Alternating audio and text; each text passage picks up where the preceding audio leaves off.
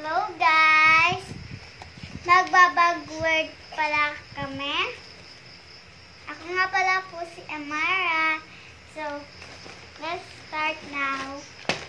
Ito po. Ito is pencil case. Papel. Notebook. Dami kong notebook. Guys, ito nga pala yung pangalan ko. Glue. Pampalit ko sa school.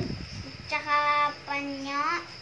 At tsaka yung akin lagay ng pencil. Tapos yung notebook. Yellow notebook. Ano pa ba ang sunod? Green notebook. Tsaka red notebook. Ano pa ba? Blue notebook at saka red na papel. Ayan lang po guys.